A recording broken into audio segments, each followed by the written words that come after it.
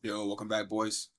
Today I'm going to make a quick little video on building your sanctuary. Your sanctuary is really your space. It can be a physical space or a mental space that you can build, maybe a person, but your sanctuary is a place that you can build to help you reset. It can help you, and I think that every man needs it, whether you like it or not. I mean, no matter how hard your life is, you need to be able to go to a place where you feel safe and you can reflect and you can form better habits, quit bad habits. Basically, the place that people go to change, as long as you allow it. You might already have a sanctuary right now, but you just don't use it as a sanctuary. You just kind of use it as you don't use it for growth, should I say. You kind of probably use it for a place to maybe play video games or maybe to, do this, that, the other, which is fine in moderation. But the thing is, if that's all you do and you don't really think about how can I change while I'm in this space, because if I used to play a lot of video games, I was raised on video games. If you play video games constantly, and then it's like, shit, I gotta go to work. You go to work and you come back home and you wonder why you're upset. So you hop on the video gaming and you just keep doing it over and over and over. And a lot of people have trouble limiting themselves. But remember this: in a world that moves too fast, I had to write this down, I forget it. In a world that moves too fast, you need a place that slows you down. That's the first thing to think about.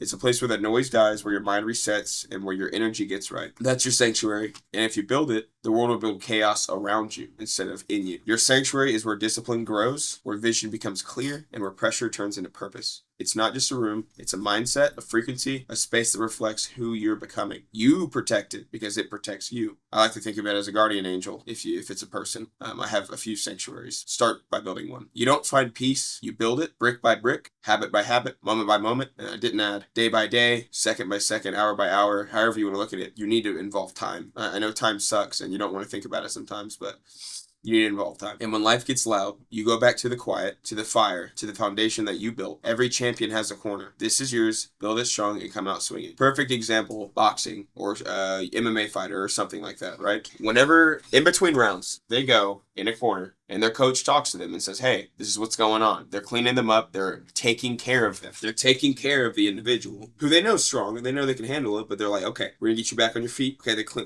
we're physically taking care of you. And his coach is in his ear like, dude, you can't let that shit happen. And sometimes that requires like tough love. It's like, bro, you keep fucking doing that. You need to quit now. Like, or maybe they're just addicted to them or something like that, right? Think of it like that. Like, that's one way. Even if you're a champion, you need a sanctuary because you need a place to stop and rest for a minute. You could choose how long you want to rest. That's where a lot of people get wrong, and that what you're resting and what you're dwelling on while you're resting. A lot of people are just thinking about the next time they're at work. A bit of an example: after I left Japan, I moved to San Diego for a little bit to finish out my contract. And a lot of it, this was the first place that I owned that wasn't a barracks room. I didn't own the place, but I rented out like a room, and I was cool with the guys because I served with them in Japan. So it was like the public spaces in the like the kitchen and the living room and stuff. I would see them, but I'm really cool with them, so it didn't bother me at all. It was like I was hanging with my buddies. But I moved to San Diego, and I had a room, and I was like, shit, I'm all alone. What do I do with this? And I was just thinking to myself, I was like, fuck, dude, I have to do something. Well, let me start off by making my setup because I really liked video games. So I'm gonna build my setup and make it exactly how I want it. So I did that. I got a nice computer, got a nice monitor, got some lights, got a nice desk, got a nice chair that I liked, and then I got this one, which is better.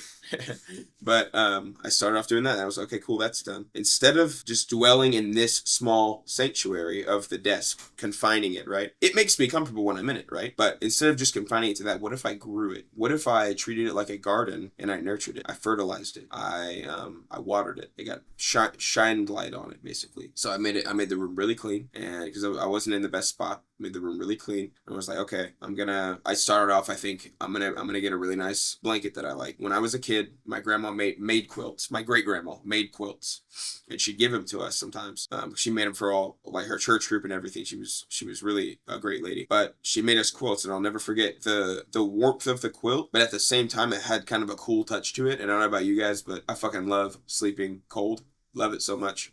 I really like the quilt, so I was like, I'm gonna get a quilt. So I got a quilt, and let me tell you, it's not the same as how Grandma made them, but it's still very nice. Can't beat what Grandma did. So I got a quilt, and anyways, I got a pillow. I went to the store and I was like, okay, cool. I got a blanket now. Let me go get a pillow. So I went and got a pillow that I liked. Then I had a bed. It created its own sanctuary just from those two things. I got some sheets I liked, things like that, cooling sheets. It's everything I wanted. I had that. That sanctuary was perfected. I just had to take care of it now and keep it clean, etc. Okay, cool. That's nice. Now, I said I really want a TV. I wanna like listen to music while I'm going to bed or something. I really wanted a TV. So I was like, man, TVs are fucking expensive. But I went out and I bought a TV. It was a 55-inch 4K TV, and I got it for like 250. It was cheap as shit. And put it in my room. Luckily, there was already a TV stand in the room because holy shit, TV stands are expensive. I'm just not realizing that when I moved into my apartment, but this was at a different point in my life. So, anyways, the room's good. I have it as my sanctuary. I have little like knickknacks. I started getting like little knickknacks, like little like desk toy. Think like desk toy, things like that. I got like little cool things that I had in my room, like Rubik's cubes, Lego cars. Like I had like a plushy snake, and then I was like, dude, I really wanted a snake. I've wanted a snake since I was a kid, and I tended to neglect my dream as a kid. I was like, hey, what if I did what my child version of myself wants right now? Oh, well, your mind's gonna tell you, oh, well, you're an adult, or oh, yeah, but you do this. Oh, yeah, how you gonna? So yeah, I just said fuck it, and I said I'm gonna go get a snake. I've wanted one since I was a kid. I thought about it for about a week, and then I bought a snake. He was like a little worm, and now I have a snake. A lot longer than he was. A lot longer. He was probably this big when I got him as a baby. From here to here. Like literally a worm. And now he's a snake. And I did that through nurturing him, taking care of him. He's gonna wander off, which that's the thing about corn snake if you get one.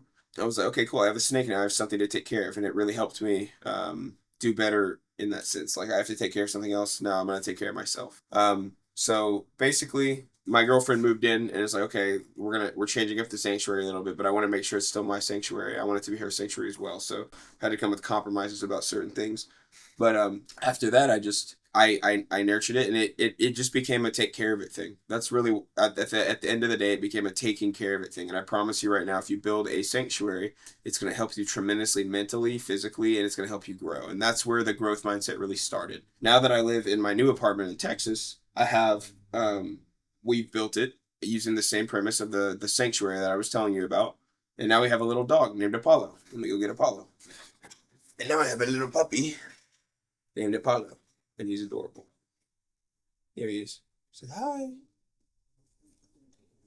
He's adorable. I guess what I'm trying to say, and the reason I'm showing my pets, is because I think this is pretty well known, but I'm just going to say it. You need to learn how to take care of yourself before you can take care of something else, or another person, or a relationship, or an animal, or a pet. But I think through that, once you kind of get the basics, the thing is, people, before they hop into something like a pet, they try to perfect it. They try to say, I want to be the perfect parent, but how are you going to become the perfect parent? It's a paradox, because how are you going to become the perfect parent whenever you don't even have an animal yet?